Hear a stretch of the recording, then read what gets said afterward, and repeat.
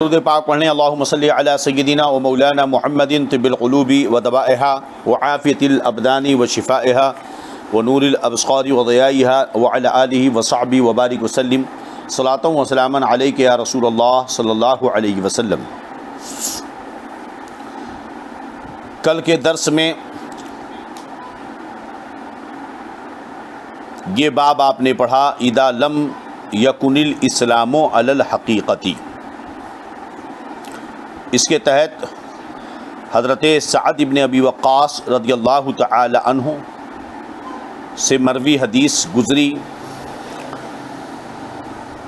کہ حضرت سعد رضی اللہ عنہ فرماتے ہیں کہ میں بیٹھا ہوا تھا سرکار کی بارگاہ میں، اور ایک جماعت تھی جس کو تعبیر کیا راحتن، جس کا اطلاق 40 تک پر ہوتا ہے، 3 سے 10 تک پر ہوتا ہے، جس میں صرف اور صرف مرد ہوں۔ کہتے ہیں یہ ان لوگوں کو سرکار دے رہے تھے، عطا کر رہے تھے۔ حضرت سعد فرماتے ہیں کہ رسول اللہ صلی اللہ علیہ وسلم نے ایک شخص کو دیا، اور ایک شخص ایسا تھا جسے آپ نے نہیں دیا، تو جس کو نہیں دیا وہ میرے نزدیک پکا مومن تھا، مسلمان تھا۔ میں نے عرض کیا رسول اللہ صلی اللہ علیہ وسلم آپ نے فلاں کو کیوں نہیں دیا، حالانکہ میں اسے اللہ کی قسم مومن جانتا ہوں۔ تو مومن ہونے پر اللہ کی قسم کھائی، اور جو بحث چل رہی ہے ہم نے آپ کو بتایا کہ بعض اعتبار سے اعتباری طور پر کہ ایمان اور اسلام، ایمان کا تعلق تصدیق قلبی سے ہے اور اسلام کا تعلق ظاہری اعمال سے ہے، مگر ایمان اور اسلام حقیقی معنی کے اعتبار سے ایک ہی ہیں۔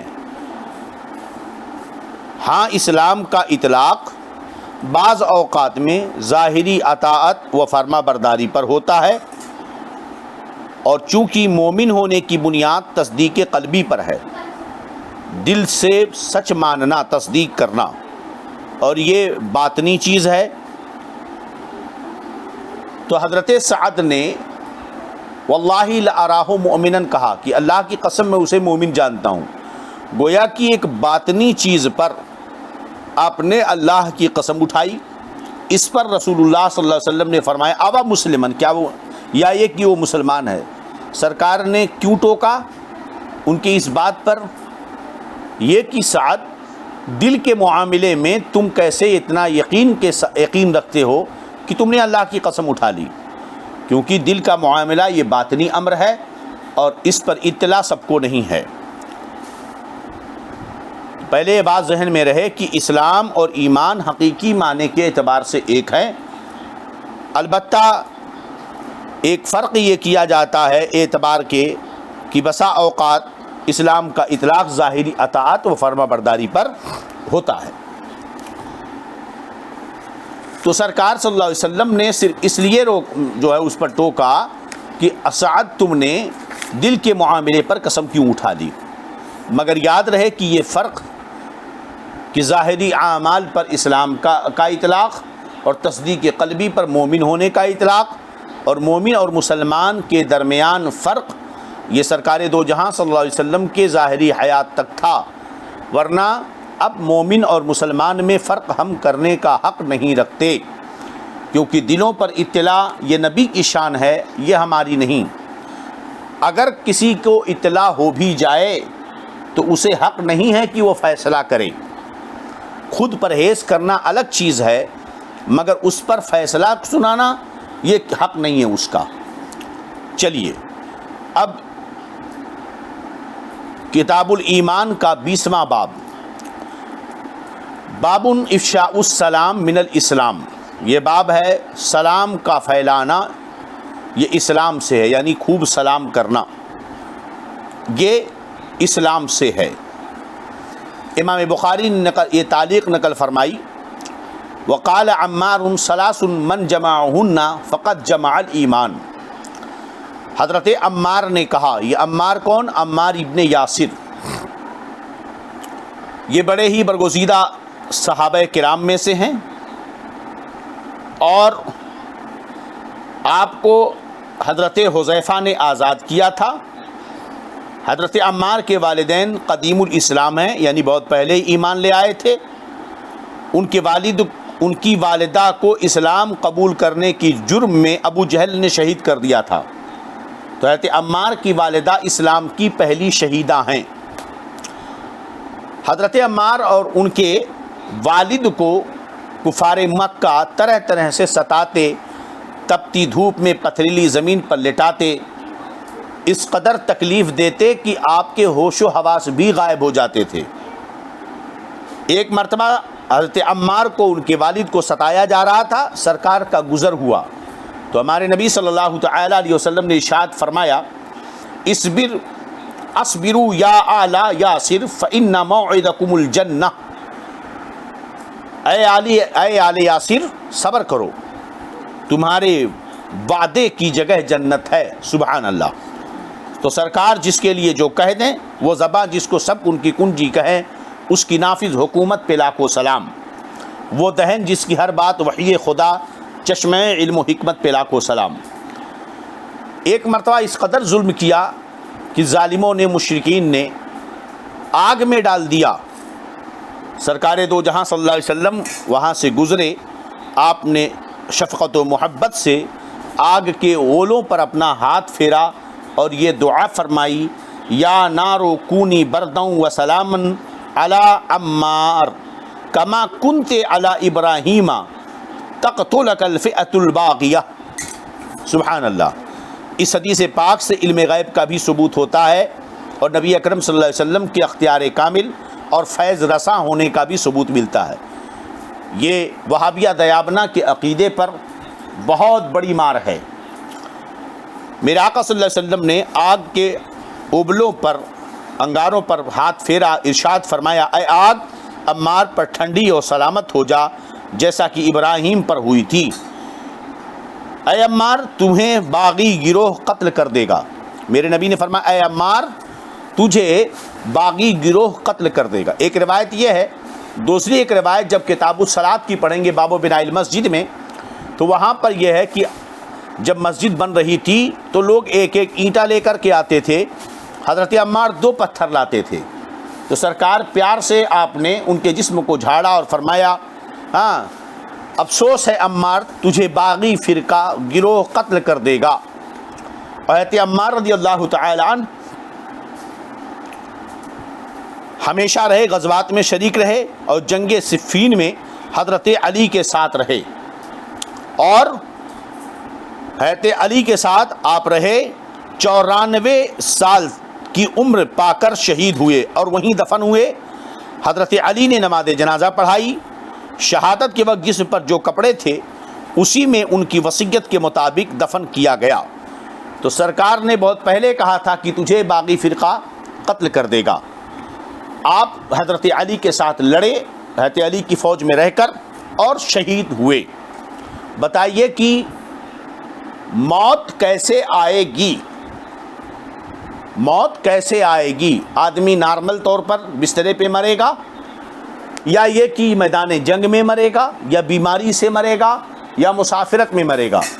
ایسی احادیث کئی ایک آپ کو ملے گی کہ سرکار نے بہت سارے لوگوں کے بارے میں فرمایا کہ کون کب کیسے اور کہاں مرے گا۔ یہاں دیکھیں سرکار نے بہت پہلے ابتدائی اسلام کے دور میں، جو اسلام کا اولین دور تھا، اسی وقت حضرت عمار کو کہا کہ تجھے باغی فرقہ قتل کرے گا۔ گویا کہ حضرت عمار پر موت طاری ہوگی۔ وہ کون سی موت؟ شہادت کی موت حضرت عمار پائیں گے۔ بات سمجھ میں آ گئی کہ نہیں؟ تو یہی عمار اس حدیث کے راوی ہیں۔ چلیے، حضرت عمار فرماتے ہیں، ثلاث من جمعہن فقط جمع الاسلام، 3 چیزوں کو جس نے جب 3 چیزیں ہیں، ثلاث 3 چیزیں ہیں، من جمعہن جس نے انہیں جمع کر لیا، فقط جمع الایمان اس نے ایمان کو جمع کر لیا۔ یاد رہے مراد یہاں ایمان کامل ہے۔ الانصاف من نفسک اپنے آپ سے انصاف کرنا، وبدل السلام للعالم اور سب کو سلام کرنا۔ ہم نے عالم کا ترجمہ کیا سب، تمام لوگوں کو سلام کرنا، لیکن ہم نے پیچھے بتا دیا تھا تمام لوگوں کو سلام کرنا مطلب وہ لوگ جو سلام کے اہل ہیں، جو سلام کے اہل ہیں۔ والانفاق من الاقتار، اور تنگ دستی میں خرچ کرنا۔ آدمی جب وسعت میں ہو، اس کو خوب اس کے پاس مال و دولت ہو اور بہت ہی وسائل ہوں، تب خرچ کرنا بلا شبہ کمال کی بات ہے، کیونکہ مال کی محبت اور مال پر حرص بہت بری چیز ہوتی ہے۔ جب انسان کے اندر مال کی محبت ہو جاتی ہے تو بخیل ہو جاتا ہے اور وہ داد و دہش اور خرچ کرنے سے ڈرتا ہے۔ لیکن یہ ہے کہ مال ہوتے وقت خرچ کرنا بلا شبہ یہ اللہ کی توفیق سے اور کمال کی چیز ہے، لیکن آدمی جب تنگ دست ہو اس وقت اگر خرچ کرے تو یہ اور بڑھ کر کے کمال کی بات ہے۔ تو کہتے ہیں یہ بھی ایمان کا ایک حصہ ہے کہ تنگ دستی میں، مشکل حالت میں، گھڑی میں خرچ کرنا۔ تو یہ تین چیزیں، نمبر 1 اپنے آپ سے انصاف کرنا، نمبر 2 سب کو سلام کرنا، نمبر 3 تنگ دستی کے وقت خرچ کرنا۔ حضرت عمار فرماتے ہیں یہ 3 چیزیں ہیں، جس نے انہیں جمع کر لیا اس نے ایمان کو جمع کر لیا ہے۔ بات واضح ہے کہ یہاں پر ایمان جمع کر لیا مطلب ایمان کامل کو جمع کر لیا ہے، اور سلام سب سے کرنا مطلب وہ لوگ جو سلام کے اہل ہوں۔ ہم نے پیچھے اس کی وضاحت کر دی تھی، اور نہیں تو وہ جو ہم نے درس بخاری پیچھے سے ہم لوڈ کرتے آ رہے ہیں اسے آپ دیکھ سکتے ہیں، سن سکتے ہیں۔ اس لیے کہ کافر، بد مذہب، فاسق، فساق وغیرہ کو سلام کرنا جائز نہیں ہے، کیونکہ وہ اس کے اہل نہیں ہیں۔ حدیث نمبر 12 میں ہم نے اس پر مکمل گفتگو کر دی ہے۔ چلیے اب حدیث کا مطلب کیا ہوا؟ جس مسلمان میں یہ 3 باتیں ہوں گی وہ کامل ایمان والا ہوگا، یعنی مکمل ایمان والا ہوگا۔ نمبر 1 کہ اپنے ساتھ انصاف کرتا ہو۔ اپنے ساتھ انصاف کرنے کا مطلب فرائض، واجبات وغیرہ کو ادا کرتا ہو، جو اس کے ذمہ حقوق ہیں انہیں ادا کرتا ہو، اور منہیات شرعیہ یعنی شریعت نے جن جن چیزوں کو کرنے سے منع کیا ہے، جن جن چیزوں کو کرنے سے روکا ہے، ان سب سے رکتا ہو، بچتا ہو۔ سمجھ رہے ہیں کہ نہیں؟ ہاں، تو جو اپنے ساتھ انصاف کرے۔ دوسرا، شرک اور کفر سے بچے۔ بلا شبہ انصاف ظلم کے مقابلے میں بولا جاتا ہے، انصاف ظلم کے مقابلے میں بولا جاتا ہے، لہذا گویا کہ کفر و شرک کرنا اور گناہ کا ارتکاب کرنا یہ اپنے ساتھ انصاف نہیں ہے بلکہ اپنے ساتھ ظلم ہے۔ اس کا مطلب صاف ظاہر کہ تمام گناہوں سے بچنا یہ ہے اپنے ساتھ انصاف کرنا۔ دوسرے، ہر مسلمان غیر فاسق کو سلام کرنا، چاہے اسے پہچانتا ہو چاہے نہ پہچانتا ہو، تعلق ہو یا نہ ہو۔ تیسرے، تنگ دستی کے باوجود راہ خدا میں خرچ کرتا ہو۔ تو جو مومن کامل ہوگا اس کے اندر یہ 3 چیزیں ضرور جمع ہوں گی۔ چلیں اگلی حدیث۔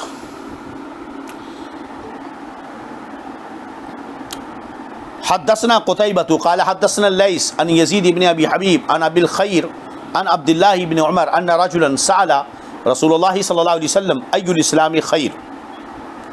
نبی امام بخاری اپنی سند سے روایت کرتے ہیں کہ فرماتے ہیں ہم سے حدیث بیان کی قتیبہ نے، انہوں نے کہا ہم سے حدیث بیان کی لیث نے، وہ روایت کرتے ہیں یزید ابن حبیب سے، وہ روایت کرتے ہیں ابو الخیر سے، وہ روایت کرتے ہیں عبداللہ ابن عمر سے، ان رجلا سألا، بے شک ایک شخص نے رسول اللہ صلی اللہ علیہ وسلم سے پوچھا ای الاسلام خیر، مطلب اسلام کی کون سی خصلت، عادت، عمل بہتر ہے؟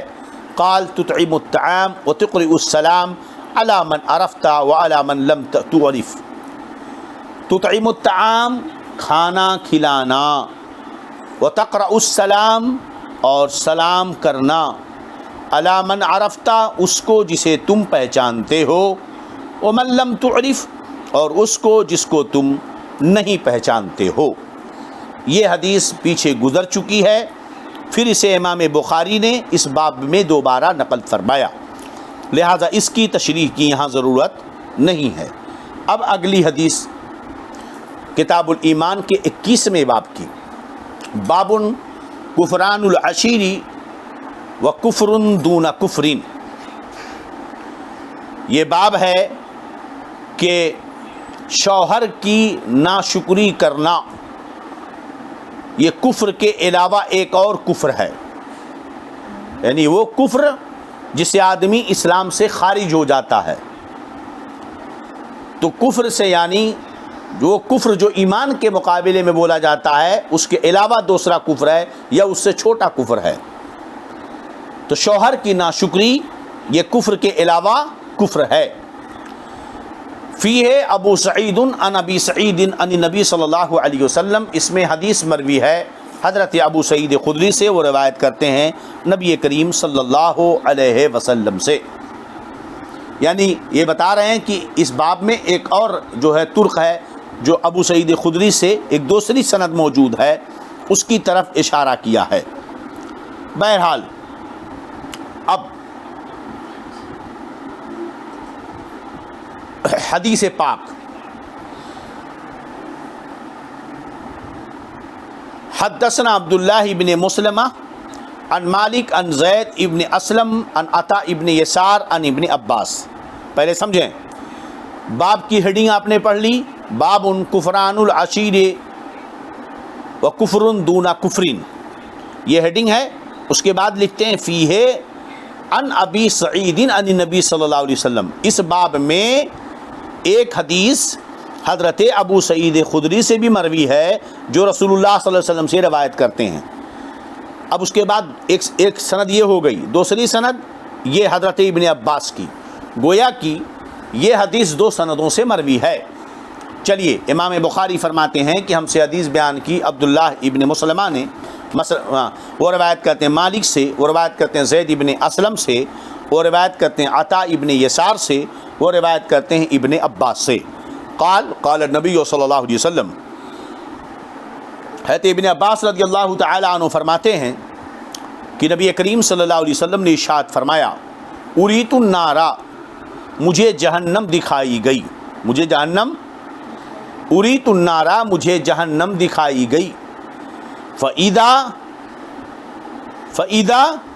أَكْثَرُ أَهْلِهَا النِّسَاءُ، تو سرکار فرماتے جب میں نے جہنم کو دیکھا تو جہنم میں زیادہ تر عورتوں کو دیکھا، جہنم میں زیادہ تر کس کو دیکھا؟ عورتوں کو دیکھا۔ مجھے جہنم دکھائی گئی، عبارت یہاں فرأیت اکثر اہلھا النساء، ایک روایت میں جو دوسری روایت ہے مشکات جب پڑھو گے تو اس میں یہ روایت ہے، پھر سے غور سے سن لیں، اریت النار، مجھے جہنم دکھائی گئی، فَإِذَا اکثر اہلیہ النساء، یہ بیچ میں جو بریکٹ میں جو ہے اس کو چھوڑ دیجئے، آپ پہلے اتنا پڑھیں، اریت النار فَإِذَا اکثر اہلیہ النساء، مجھے جہنم دکھائی گئی، تو جہنم میں سب سے زیادہ کون تھی؟ میں نے عورتوں کو دیکھا، سب سے زیادہ میں نے کس کو دیکھا؟ عورتوں کو دیکھا۔ اور جو بیچ کی عبارت ہے وہ بھی پڑھ لیں، اریت النار فرأیت اکثر اہلیہ النساء، میں نے، مجھے جہنم دکھائی گئی تو میں نے دیکھا کہ اکثر جہنم میں رہنے والی عورتیں ہیں۔ کیوں؟ کہتے ہیں یکفرنا، ایک روایت میں بکفرہن، کفر کرتی ہیں۔ کیا کرتی ہیں؟ کفر کرتی ہیں، یا اپنے کفر کی وجہ سے۔ پہلے ترجمہ اتنا سمجھیں، کفر کرتی ہیں اپنے ان کے کفر کی وجہ سے۔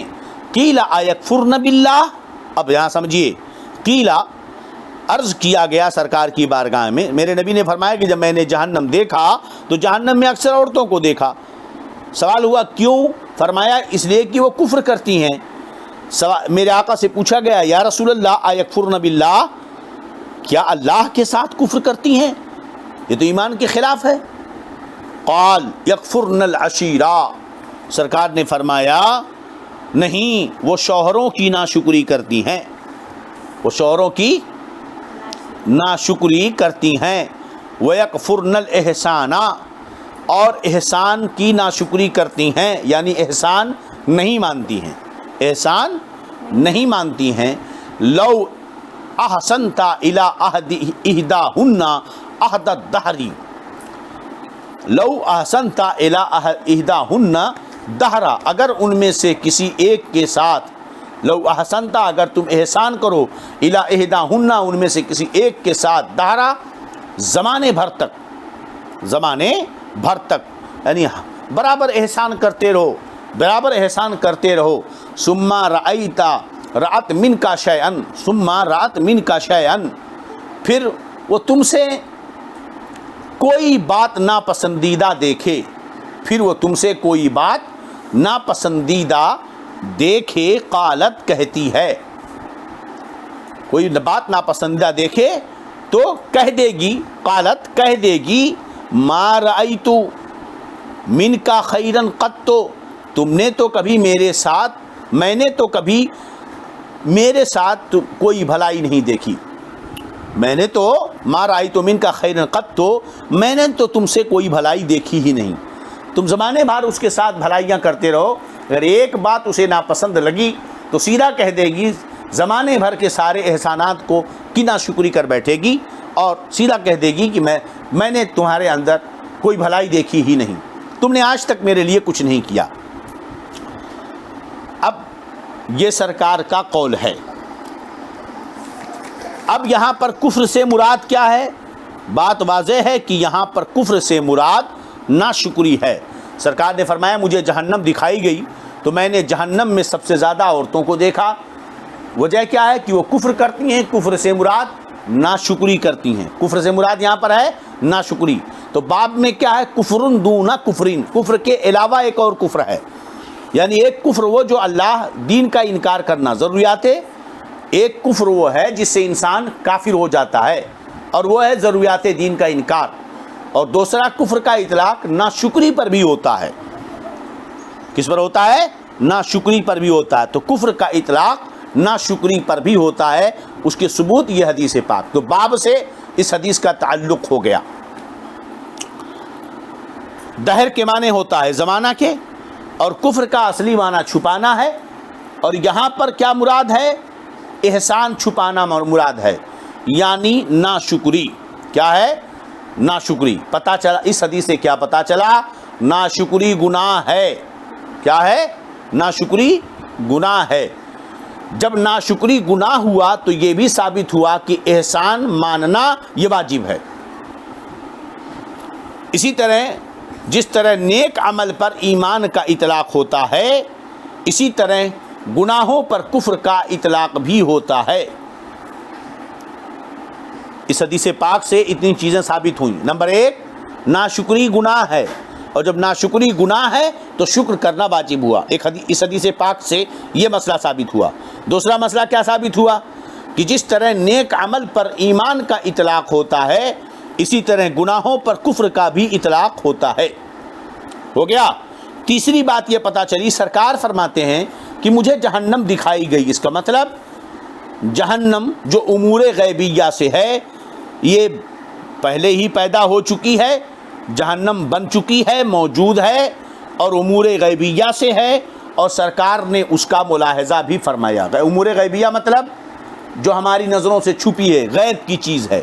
جہنم پیدا ہو چکی ہے، مخلوق ہے، اور وہ غیب ہے، اور سرکار فرماتے ہیں مجھے دکھایا گیا۔ اس کا مطلب ہمارے نبی غیب پر مطلع ہیں، غیب کو جانتے ہیں۔ ٹھیک ہے، اس حدیث پاک سے بھی مسئلہ ثابت ہوا۔ اب رہا یہ کہ عورتیں جہنم میں زیادہ ہونے کا سبب کیا ہے؟ وجہ یہ ہے کہ بقیہ گناہوں میں مرد و عورت دونوں شریک ہوتے ہیں، البتہ یہ گناہ شوہر کی ناشکری کا، احسان فراموشی کا، چونکہ عورتوں میں بنسبت مردوں کے زیادہ ہے، اس لیے یہ جہنم میں زیادہ نظر آئیں گی۔ بات سمجھ کہ نہیں؟ نیز یہ کہ بھئی ناشکری نعمتوں کی کرنا مرد بھی کرتا ہے، عورت بھی کرتی ہے، لیکن شوہر کی ناشکری یہ تو عورت کے ساتھ خاص ہے، تو اس لیے یہ گناہ زیادہ ہوا ہے نا، کہ شوہر کی ناشکری عورتوں کے ساتھ خاص ہے۔ مزید یہ کہ ناشکری کرنے کی عادت بلا شبہ یہ خود اگر عورتیں بھی دیکھیں، غور کریں تو یقیناً ان کے اندر یہ چیز زیادہ پائی جاتی ہے نا۔ زندگی بھر کتنا بھی ان کے ساتھ احسانات کرتے رہو، اگر کوئی کمی دیکھی، ارے تم نے کبھی میرے بارے میں سوچا، کبھی میری بھلائی کری، کبھی میرے ساتھ اچھا کیا ہے، وہ کرتے رہتے ہیں، ان کی ایک عادت سی ہے۔ اور عموماً بد دعا دینے میں بہت آگے ہوتی ہیں.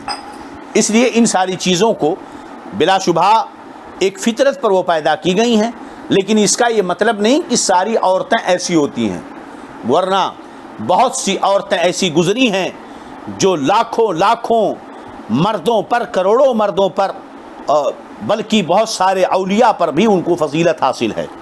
جیسے حضرت رابعہ بصریہ رضی اللہ عنہ، جن کا مقام کتنا بلند و بالا ہے نا، جن کے طواف کے لیے کعبہ آتا. جیسے حضرت فاطمہ الزہرا، حضرت عائشہ صدیقہ، یہ وہ خواتین ہیں اسلام کی جن کا مقام و مرتبہ، جن کا مقابلہ بڑے بڑے قطب اور ابدال، اولیاء اور اوتاد نہیں کر سکتے. بات سمجھ آ رہی کہ نہیں؟ تو ایسی بہت ساری عورتیں ہیں. تو جہاں جنس کی بات رہی تو الگ ہے، لیکن بعض عورتیں ایسی ہیں جو ہزاروں مردوں سے، کروڑوں مردوں سے بڑھ کر ان کو عظمت و فضیلت حاصل ہے. چلیں، جیسا کہ حضرت رابعہ بصریہ کے تعلق سے ایک واقعہ آیا تو ذکر کر دوں کہ آپ کا گزر ہو رہا تھا، دیکھا کہ سمندر پر کے مسلم کیا کہتے ہیں، سمندر کی سطح پر حضرت جنید بغدادی مصلی لگا کر کے نماز پڑھ رہے تھے. سمندر پر مصلی لگا کر، حضرت جنید کے بارے میں مشہور ہے نا، حضرت جنید بغدادی رضی اللہ عنہ سمندر سطح آب پر، سمندر کی سطح پر، پانی پر، سمجھئے پانی پر، سطح آب مطلب پانی کے اوپر جنید بغدادی مصلی لگا کر کے نماز پڑھ رہے ہیں. حضرت رابعہ بصریہ کا گزر ہوا، انہوں نے دیکھا آپ نے مصلی کو ہوا میں اچھالا اور ہوا میں کھڑے ہو کر کے نماز پڑھنے لگیں. جنید بغدادی نے دیکھا، کہنے لگے یا اللہ، یہ کون اللہ کا بندہ ہے کہ میں تو پانی میں کھڑا ہو کر نماز پڑھ رہا ہوں، یہ ہواؤں میں مصلی ڈال کر نماز پڑھ رہی ہے. حضرت رابعہ بصریہ نے فرمایا جنید، ہم اس لیے نہیں پیدا کیے گئے ہیں کہ ہم اپنی شان دکھانے کے لیے مصلی لگاتے بیٹھیں. پانی کے ان اندر تیرنا یہ بہت بڑا کمال نہیں ہے کہ جو ہے مچھلیاں وغیرہ بھی اور کیڑے مکوڑے پانی میں تیرتے نظر آتے ہیں، پانی کی سطح پہ دوڑتے ہیں، اور ہواؤں میں مکھیاں، مچھر اور جانور اور پرندے اڑتے نظر آتے ہیں. ہم تو صرف اس لیے پیدا کیے گئے ہیں کہ اللہ کا خوف اپنے دل میں بسائیں، گناہوں سے بچیں اور اس کی عبادت کریں. بات ماری کہ نہیں؟ تو یہ جو ہے شان اللہ کی بندیوں کی بھی ہے ماشاء اللہ. اور یقیناً ماں، عورت ماں ہوتی ہے جو بڑی عظیم ہوتی ہے. اگر وہ ایسی ہو کہ اس کے پیٹ میں اگر وہ چاہے تو پیٹ سے ہی بچے کو ولی بنا کر کے پیدا کر دے. اللہ تعالیٰ سب کو یہ توفیق عطا فرمائے. خیر چلیں، اب اگلی حدیث اس باب کی ہو گیا. اور اگر یہی حدیث آپ مشکات میں پڑھیں گے، وہاں پر بھی جو امام مسلم وغیرہ کے حوالے سے نقل فرمایا، تو ایک تو یہ کہ ناشکری عورتوں، شوہروں کی ناشکری یہ اب مرد عورتوں کے ساتھ خاص ہے. چلیے، اور جو ایک روایت میں عورتوں کو ناقص العقل کہا گیا، تو با اعتبار اکثر کے فرمایا گیا کہ ان میں زیادہ تر کم عقل ہوتی ہیں، ورنہ بعض عورتیں تو مردوں سے زیادہ عقل مند ہوتی ہیں. یہاں یہ حدیث مختصر ہے، اور دوسری جگہ پر آگے چلیں گے تو مفصل جو ہے یہ حدیث ملے گی. اگر آپ مسلسل پڑھنا چاہیں گے تو انشاءاللہ مکمل بخاری شریف ختم ہوگی اسی درس کے ساتھ. اللہ رب العزت اس کی توفیق عطا فرمائے، اس کے فیضان سے ہم سب کو مالا مال فرمائے. بہرحال تو حدیث یہاں مختصر ہے. دوسری روایت میں یہ ہے کہ عورتیں ناقص العقل ہوتی ہیں. تو ناقص العقل جو ہے اس اعتبار سے کہ زیادہ تر عورتیں کم عقل ہوتی ہیں، ورنہ بعض عورتیں اتنی عقل مند گزری ہیں کہ جن کی عقل کا مقابلہ اچھے لوگ نہیں کر سکتے ہیں. چلیے اب اگلی اس باب کی روایت، کتاب الایمان کا 22واں باب، المعاصی من امر الجاہلیت. معاصی، معصیت کی جمع، کہ معاصی یعنی گناہ، یہ جاہلیت کا کام ہے، جاہلیت کا کام ہے. ولا یکفر صاحبها بارتکابها الا بالشرک. اور معاصی کے ارتکاب کرنے والے کی تکفیر نہ کی جائے گی بغیر شرک کے. معاصی کا مرتکب اگر کوئی شخص ہو جائے، ولا یکفر، اور تکفیر نہ کی جائے گی صاحبها، گناہوں کا ارتکاب کرنے والے کی. تکفیر نہ کی جائے گی، یعنی کافر نہیں کہا جائے گا. تکفیر نہیں کی جائے گی مطلب کافر نہیں کہا جائے گا. لا یکفرو، کافر نہیں کہا جائے گا صاحبہا، گناہ کا ارتکاب کرنے والے کو. کافر نہیں کہا جائے گا گناہ کا ارتکاب کرنے والے کو، الا بالشرک، مگر جب کہ وہ شرک کا ارتکاب کرے. یعنی اگر شرک کا ارتکاب کرے گا تو اس کو کافر کہا جائے گا. یاد رہے یہاں شرک سے مراد عام ہے یا شرک ہو بلا شبہ جو کفر، شرک جو ہے ایک ایسا گناہ ہے جس کی مغفرت نہیں ہے. بات سمجھ کہ نہیں؟ چلیے اسی طرح اگر کوئی ضروریات دین کا انکار کرے تو اسے بھی کافر کہا جائے گا. دلیل لقول النبی صلی اللہ علیہ وسلم انک امرؤ فیک جاہلیۃ. دلیل نبی اکرم صلی اللہ علیہ وسلم کا قول انک امرؤ، تم ایک ایسے شخص ہو، فیک جاہلیۃ، کہ تمہارے اندر جاہلیت پائی جاتی ہے. وقول اللہ تعالی، اور اللہ تعالیٰ کا قول. دیکھو ہمارے نبی کیا فرماتے ہیں ایک شخص کے بارے میں، آگے اس کا ذکر آئے گا. ایک شخص کے بارے میں ہمارے نبی فرماتے ہیں انک امرؤ، اے فلاں تم ایک ایسے شخص ہو، فیک جاہلیۃ، تمہارے اندر جاہلیت پائی جاتی ہے. ہمارے نبی نے جاہلیت کے ارتکاب کے سبب، گناہ کے ارتکاب کے سبب کافر نہیں کہا، بلکہ کیا کہا؟ تم ایک ایسے شخص ہو جس کے اندر جاہلیت پائی جاتی ہے. پتہ یہ چلا کہ گناہ کے ارتکاب کرنے کی وجہ سے، گناہ کا کرنے کی وجہ سے کسی مسلمان کو کافر نہیں کہا جائے گا.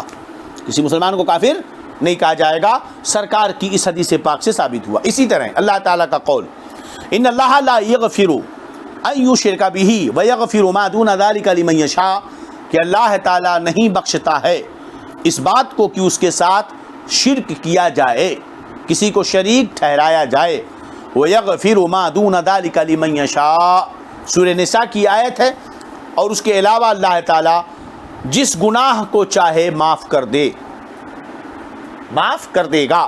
اللہ تعالیٰ اب اس کے ساتھ شرک کو نہ معاف کرے گا، اس کے علاوہ جس گناہ کو چاہے گا وہ معاف کر دے گا. چلیے اب اس باب کی حدیث. حدثنا سلیمان ابن حرب قال حدثنا شعبۃ عن واصل، حدثنا شعبۃ عن واصل الاحدب هو قوله ابن السواد عن المعرور قال لقيت ابا ذر بالربذتی، ربذتی یہ ذال ہے، ربذتی. امام بخاری اپنی سند سے روایت کرتے ہیں کہ ہم سے حدیث بیان کی سلیمان ابن حرب نے، انہوں نے کہا ہم سے حدیث بیان کی شعبہ نے، اور روایت کرتے ہیں والی سے واصل احدب سے، اور وہ روایت کرتے ہیں معرور سے. قال لقیت ابا ذر بالربذتی، کہتے ہیں کہ میری ملاقات حضرت سیدنا ابو ذر سے ہوئی مقام ربذہ میں. کہاں پہ؟ ربذہ ایک جگہ کا نام ہے جو مدینہ سے 3 میل کے فاصلے پر ہے. کہتے ہیں کہ میری ملاقات ہوئی ابو ذر سے ربذہ میں. وعلیہ حلۃ وعلی غلامہ حلۃ، ان کے اوپر ایک جوڑا تھا اور ان کے غلام پر ایک جوڑا تھا.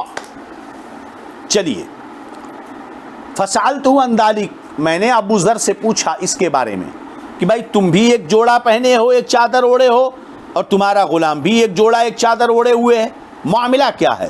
فقال انی ساببت رجلا، تو ابو ذر نے کہا کہ میں نے ایک شخص کو گالی دے دی.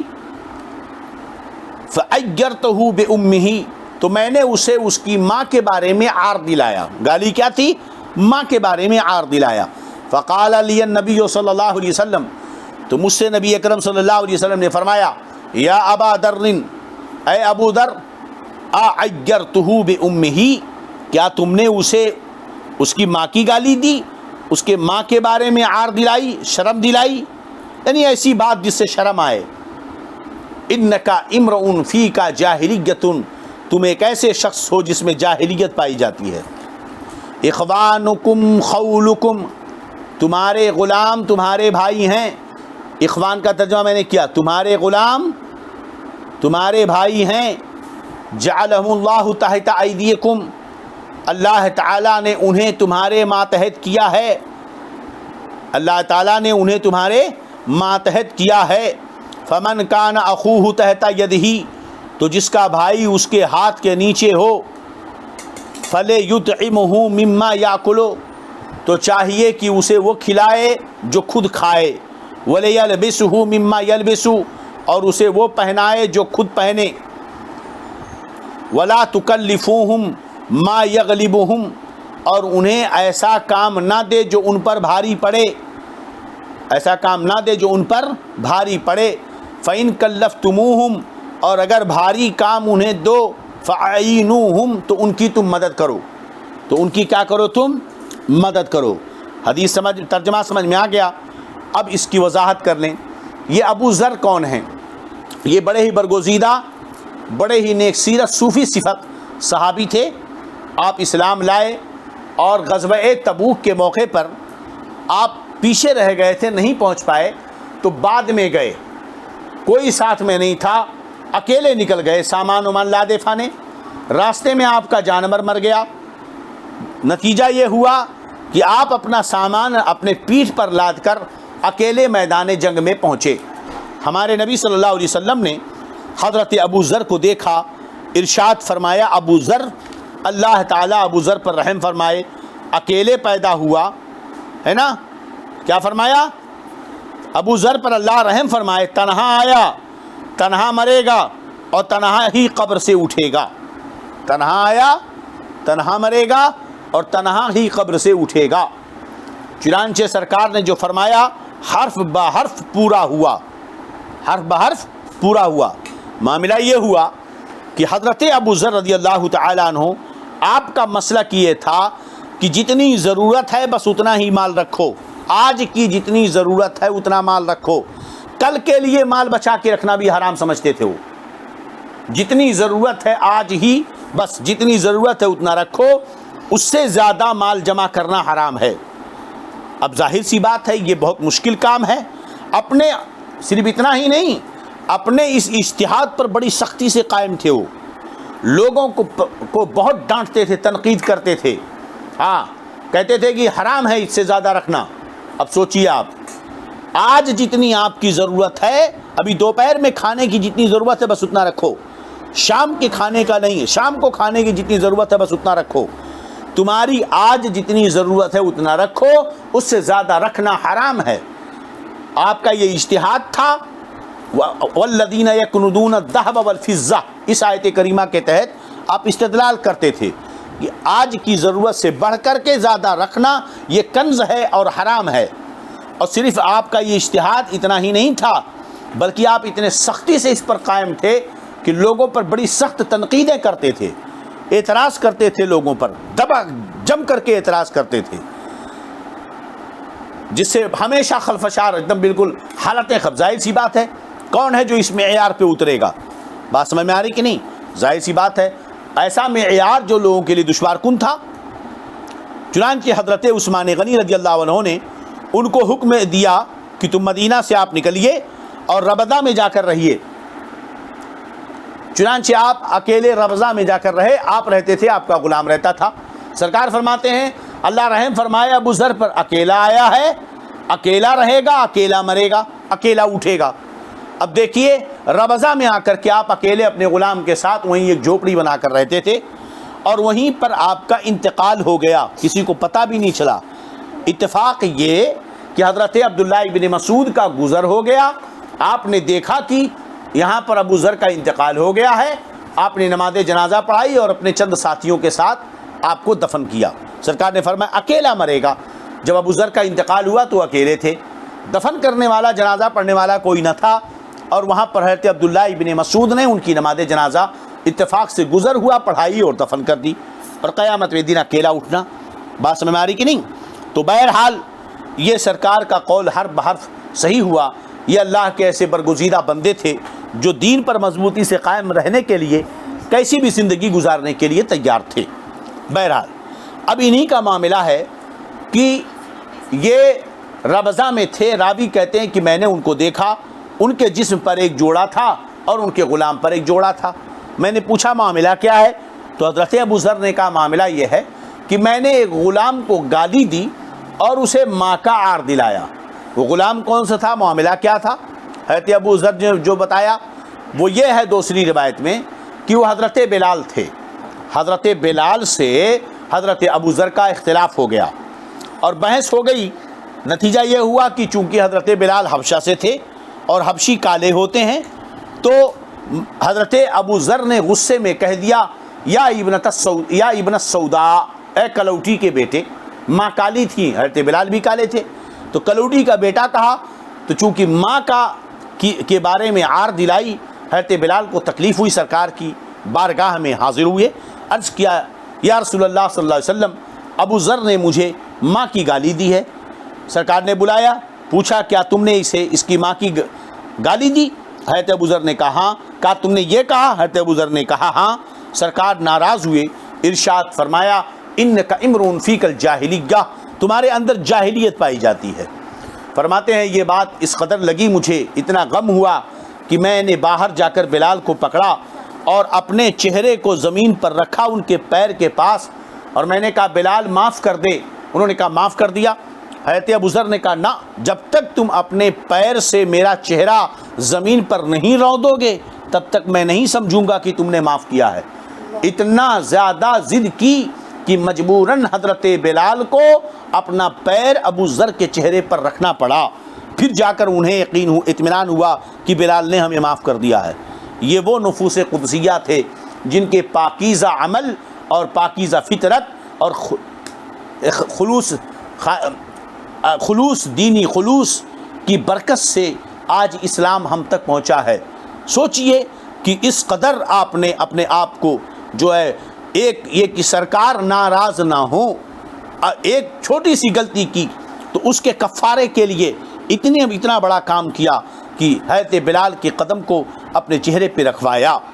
اس وقت سرکار نے فرمایا تھا تمہارے غلام تمہارے ماتحت ہیں، جو تم پہنو انہیں پہناؤ، جو تم کھاؤ انہیں کھلاؤ، اپنے سے ضرورت سے زیادہ بوجھ ان پر مت ڈالو، اگر ڈالو تو ان کی مدد کرو. تو چنانچہ سرکار نے یہ ایک بار کہہ دیا. سوچئے آج ہم ہیں کس قدر شریعت کی مخالفت. اللہ اکبر. یہ ہیلے وہ بہانے، صرف سرکار نے ایک بار کہہ دیا کہ تمہارے غلام تمہارے ہاتھ کے نیچے ہیں، تم جو کھاتے ہو انہیں کھلاؤ، جو پہنتے ہو پہناؤ، ہے نا، بوجھ زیادہ مت ڈالو. حضرت ابو ذر نے یہ عادت بنا لی کہ جو کپڑا خود پہنتے تھے وہی حضرت اپنے غلام کو پہناتے تھے، جو خود کھاتے تھے پوری زندگی اسی پر عمل کرتے رہے کہ جو خود کھاتے تھے وہی غلام کو کھلاتے تھے، جو خود پہنتے تھے وہی غلام کو پہناتے تھے. اللہ اکبر. یوں ہی اسلام اپنے اخلاق کی وجہ سے پھیلا ہے، نہ کہ آج کے مسلمانوں کے طریقے پر. اللہ رب العزت ہمیں ان نفوس قدسیہ کی سنتوں پر عمل کی توفیق عطا فرمائے. چلیے، پتہ یہ چلا کہ اب یہاں ایک سوال پیدا ہوا کہ ماں کی گالی دینا تو گناہ ہے، ناجائز ہے. پھر حضرت ابو ذر نے حضرت بلال کو ماں کی گالی کیوں دی یا عار کیوں دلایا؟ یاد رہے یہ اس وقت کا معاملہ ہے، صحابہ گناہوں سے محفوظ ہیں، اللہ رب العزت نے انہیں گناہوں سے محفوظ کر رکھا ہے. معصوم تو نہیں ہیں مگر وہ محفوظ ہیں. یہ اس وقت کا واقعہ ہے جب یہ مسئلہ حضرت ابو ذر کو نہیں معلوم تھا کہ کسی مسلمان کو گالی دینا یا عار دلانا یہ گناہ ہے. یہ تب کا معاملہ ہے.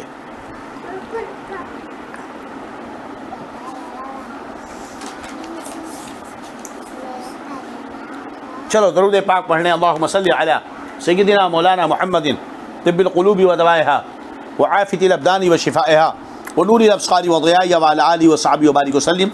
صلاۃ و سلام علیک یا رسول اللہ صلی اللہ تعالی علیہ وسلم. چلیے اب اس باب، اگلا باب، وَإِن طَائِفَتَانِ مِنَ الْمُؤْمِنِينَ اقْتَتَلُوا فَأَصْلِحُوا بَيْنَهُمَا. اور اگر مومنین کی دو گروہ، مسلمانوں کا دو گروہ آپس میں قتال کرے تو ان کے لڑے آپس میں تو ان کے درمیان صلح کر لو. یہ سورہ حجرات کی آیت کریمہ ہے. باب وہی ہے کہ معاصی یہ امر جاہلیت سے ہے اور گناہ کا جو مرتکب ہو اسے کافر نہیں کہا جائے گا جب تک کہ کوئی مسلمان شرک کا ارتکاب نہ کر لے، ضروریات دین میں سے کسی ضرورت دینی کا انکار نہ کرے، اسے کافر نہیں کہا جائے گا. یہ بات ہے نا، یہی باب کی ہیڈنگ یہی ہے نا. تو اب یہاں پر قرآن پاک کی اسی باب سے تعلق میں یہ آیت نقل فرمائی، وَإِن طَائِفَتَانِ مِنَ الْمُؤْمِنِينَ اقْتَتَلُوا فَأَصْلِحُوا بَيْنَهُمَا، کہ اگر مومنوں کی دو گروہ آپس میں لڑیں تو ان کے درمیان صلح کر دو۔ مسئلہ یہ ہے کہ آپس میں قتال کرنا یہ گناہ کبیرہ ہے، گناہ کبیرہ ہے، آپس میں قتال کرنا گناہ کبیرہ ہے۔ دیکھو اس آیت کریمہ میں مسلمانوں کے دو گروہ جو آپس میں قتال کریں، اللہ تعالیٰ نے انہیں مومن کہا ہے۔ پتہ یہ چلا کہ گناہ کبیرہ کا مرتکب کافر نہیں ہوتا ہے۔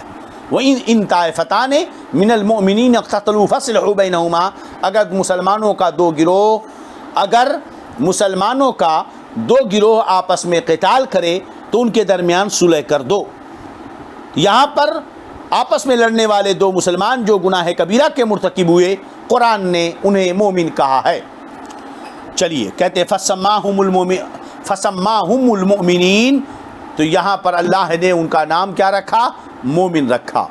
اب حدیث پاک، حدثنا عبد الرحمن بن مبارک قال حدثنا حماد بن زید قال حدثنا ایوب یونس عن الحسن البصری عن الاحنف بن قیس قال، حضرت امام بخاری فرماتے ہیں کہ مجھ سے حدیث بیان کی عبد الرحمن بن مبارک نے، اور روایت کرتے ہیں وہ کہتے ہیں ہم سے حدیث بیان کی حماد بن زید نے، انہوں نے کہا ہم سے حدیث بیان کی ایوب و یونس نے، اور روایت کرتے ہیں حسن بصری سے، اور روایت کرتے ہیں احنف بن قیس سے، انہوں نے کہا ذهبت لأنصر هذا الرجل، احنف بن قیس کہتے ہیں کہ میں نکلا تاکہ میں فلاں کی اس مرد کی مدد کروں، میں نکلا تاکہ میں اس مرد کی مدد کروں۔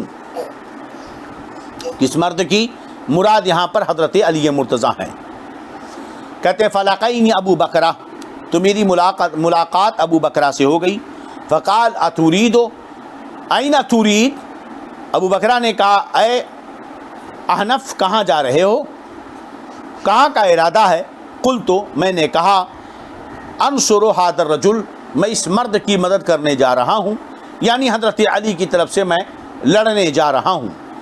قال ارجع، فرمایا لوٹ چلو، فانی سمعت رسول اللہ صلی اللہ علیہ وسلم یقول، میں نے سرکار کو صلی اللہ علیہ وسلم کو فرماتے ہوئے سنا، اذ التقى المسلمان بسیفیہما، کہ جب دو مسلمان آپس میں لڑیں اپنی تلواروں سے، فالقاتل والمقتول فی النار، تو قتل کرنے والا اور قتل ہونے والا دونوں جہنم میں جائیں گے۔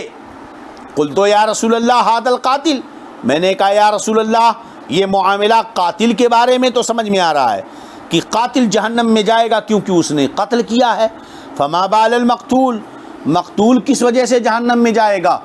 قال انہ کان حریصا علی قتل صاحبہ، فرمایا مقتول اس وجہ سے جہنم میں جائے گا کیونکہ وہ اپنے ساتھی کے قتل پر حریص تھا، کیونکہ وہ اپنے ساتھی کے قتل پر کیا تھا؟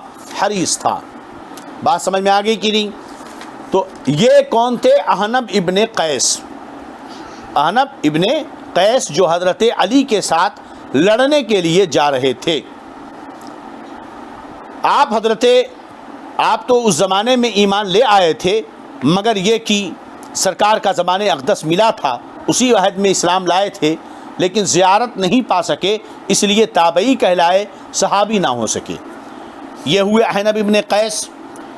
تو یہ ملاقات کے لیے جا رہے تھے لڑنے کے لیے حضرت علی کی طرف سے، کیونکہ ھذا الرجل سے مراد حضرت علی مرتضیٰ رضی اللہ تعالیٰ عنہ ہیں۔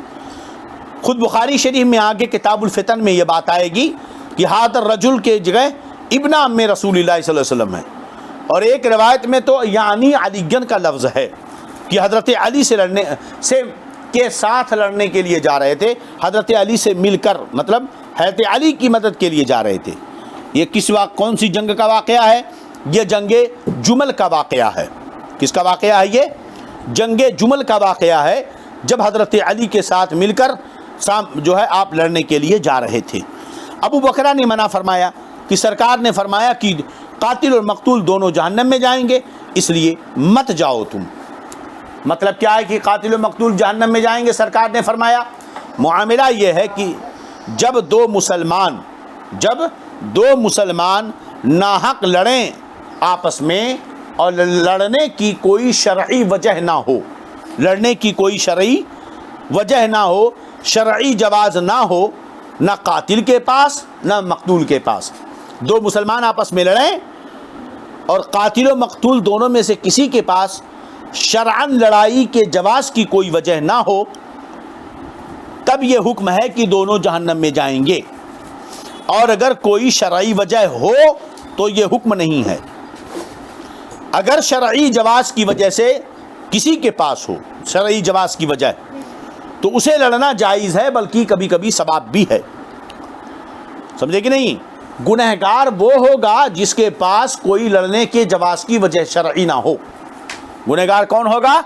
جس کے پاس لڑنے کے لیے کوئی شرعی جواز کی وجہ نہ ہو۔ بات سمجھ میں آ رہی کہ نہیں؟ جو یہ فرمایا کہ قاتل و مقتول جب دو مسلمان آپس میں تلوار سے لڑیں تو قاتل و مقتول دونوں جہنم میں ہیں، اس حدیث کا مطلب یہ ہے کہ جب دونوں ایسی حالت میں لڑیں کہ ان کے پاس شریعت کی طرف سے لڑائی کے جواز کی کوئی دلیل نہ ہو، اور اگر لڑائی کے جواز کی دلیل ہے تو اب اس کو چند صورتوں میں بانٹ لیں۔ پہلی صورت کہ ایک کے پاس لڑائی کی جواز کی شرعی وجہ ہے اور دوسرے کے پاس نہیں ہے، تو جس کے پاس شرعی جواز کی وجہ ہے لڑائی کی وہ گنہگار نہیں ہے، بلکہ اور جس کے پاس کوئی جواز کی وجہ شرعی نہیں ہے وہ گنہگار ہوگا، اور اگر شرعی جواز کی وجہ ہے جو لڑ رہا ہے تو اسے ثواب ملے گا۔ دوسری صورت، دونوں کے پاس اگر شرعی جواز کی وجہ نہ ہو تو دونوں گنہگار، دونوں کے پاس ہو تو دونوں گنہگار نہیں، ایک کے پاس ہو ایک کے پاس نہ ہو تو جس کے پاس ہے وہ گنہگار نہیں ہے، اور جس کے پاس نہ ہو وہ گنہگار ہوگا۔ جنگ جمل جو ہوئی ہے نا، یہ احنف بن قیس حضرت علی سے مل کر کون سی جنگ میں جا رہے تھے؟ جنگ جمل میں، ہے نا، جو حضرت عائشہ، حضرت زبیر، حضرت طلحہ، حضرت زبیر رضی اللہ تعالی عنہم سے اور حضرت علی سے ہوئی تھی، یہ اس جنگ کی بات ہے۔ چونکہ جنگ جمل اور جنگ صفین میں شرعی جواز کی وجہ تھی، حضرت عائشہ رضی اللہ عنہ اور حضرت معاویہ رضی اللہ عنہ نے اپنے اجتہاد سے لڑائی کو ضروری جانا تھا، اور حضرت علی نے اپنے اجتہاد سے لڑائی کو ضروری جانا، تو حضرت عائشہ اور حضرت امیر معاویہ نے اپنے اجتہاد پہ عمل کیا، اور حضرت علی رضی اللہ عنہ نے اپنے اجتہاد پہ عمل کیا۔ بات سمجھ آ رہی کہ نہیں؟ اس لیے دونوں گنہگار نہیں ہیں، اگرچہ اہل سنت والجماعت کا اس پر اجماع ہے کہ حضرت علی حق پر تھے، اور سامنے سے جو مقابلہ کر رہے تھے ان سے خطأ اجتہادی ہوئی تھی۔ خطأ اجتہادی کا ہونا اور ہے، اور خطأ اجتہادی کو خطا وار نہیں کہنا چاہیے، کیونکہ خطأ اجتہادی اجتہاد میں جس سے خطا ہو وہ ثواب پاتا ہے، کم سے کم اپنے اجتہاد کا، اور جو اجتہاد میں خطا نہ کرے، صحیح جگہ پر پہنچ جائے، صحیح مسئلہ نکال لے، اس کو 2 گنا ثواب ہے، اور جس نے اجتہاد کیا مگر مسئلہ غلط نکلا تو اسے اجتہاد کا ثواب ہے۔ اس لیے اجتہادی خطا اگر کسی سے ہو جائے تو اسے خطا وار نہیں کہیں گے۔ خطأ اجتہادی، فلاں سے اجتہادی خطا ہوئی، اگر یہ کہا جائے فلاں سے اجتہادی خطا ہوئی، اگر یہ کہا جائے تو یہ توہین نہیں ہے۔ توہین کب ہوگا؟ جب اسے کہا جائے کہ خطا وار ہے۔ لہذا اگر کوئی کہے کہ حضرت فاطمہ رضی اللہ عنہا سے، حضرت عائشہ رضی اللہ عنہا سے خطأ اجتہادی ہوئی، تو اس کی وجہ سے کہنے والا حضرت فاطمہ کی توہین کرنے والا نہ ہوا، حضرت عائشہ کی توہین کرنے والا نہ ہوا۔ ہاں اگر وہ یہ کہے کہ معاذ اللہ حضرت فاطمہ خطا وار تھی تو وہ توہین کرنے والا کہا جائے گا۔ حضرت عائشہ خطا کار تھی تو یہ گناہ جو ہے جملہ اس کا توہین کا ہے۔ لیکن خطأ اجتہادی بلا شبہ صحابہ سے، صحابیات سے، حضرت فاطمہ سے، حضرت عائشہ سے سب سے افضل تو انبیاء کرام ہیں، مگر حضرت آدم علیہ السلام کے بارے میں اہل سنت کی طرف سے یہ کہا یہ ہے کہ جو جنت میں انہوں نے کھایا دانا وہ ان کی خطأ اجتہادی تھی۔